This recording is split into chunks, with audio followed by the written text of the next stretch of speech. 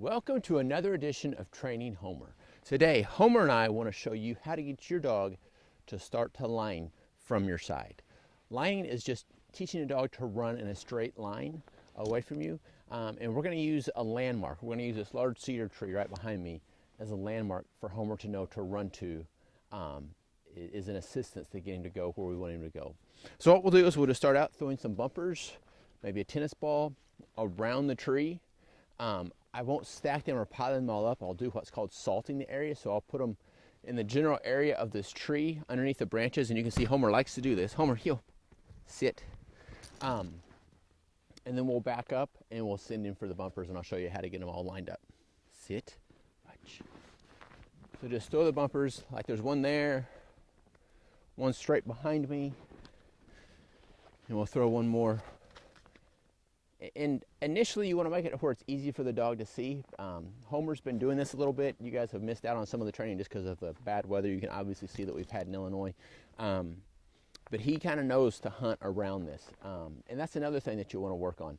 Don't pile them all up. Put them in a kind of a consistent distance away from something. Maybe the drip line of a tree or within the branches of the cedar tree.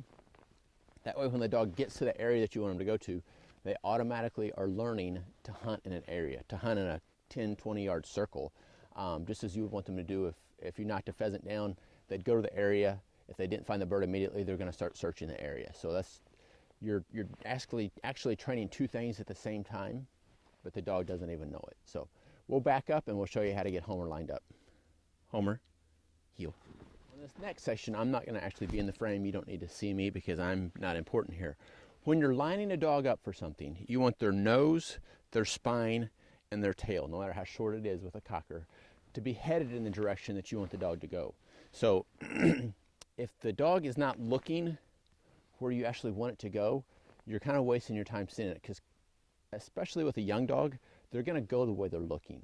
So always try to get them lined up straight for where you want them to head to.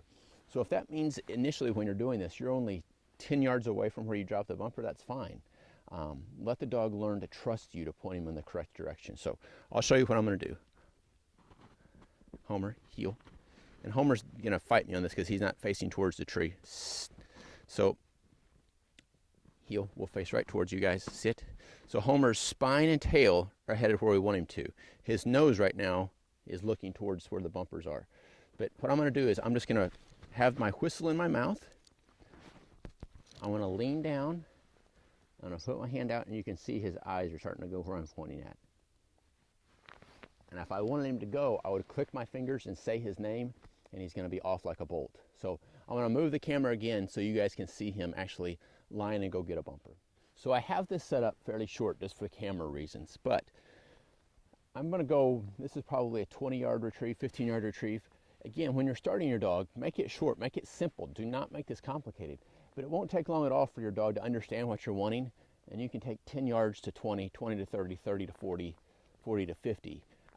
With a cocker, I'm not concerned about going 200 yards like I would be with a lab, because I'm pretty much never going to be sending them that far. I just don't think I'll ever do that.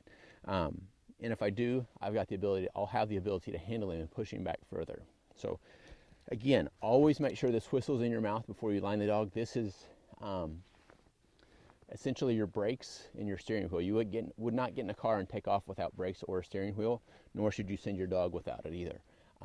I don't have the ability to handle him yet. I haven't worked on that, but get in the habit of doing it. Okay, that way when he does get the bumper, you've already got your whistle in your mouth and you can call him back to you. So we'll see how Homer does.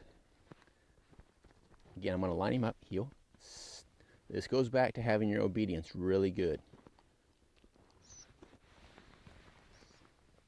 Homer, good boy, good.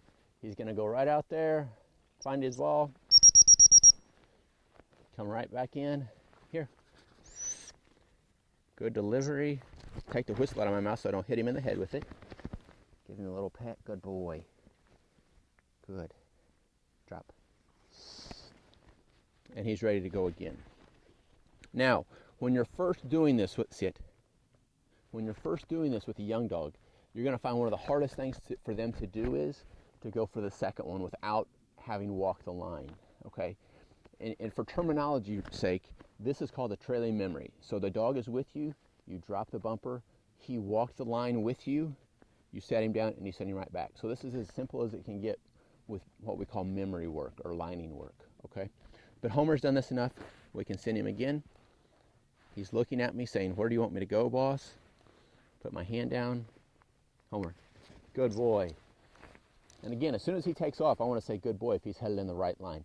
See, he's going to hunt around. He knows that bumper's somewhere.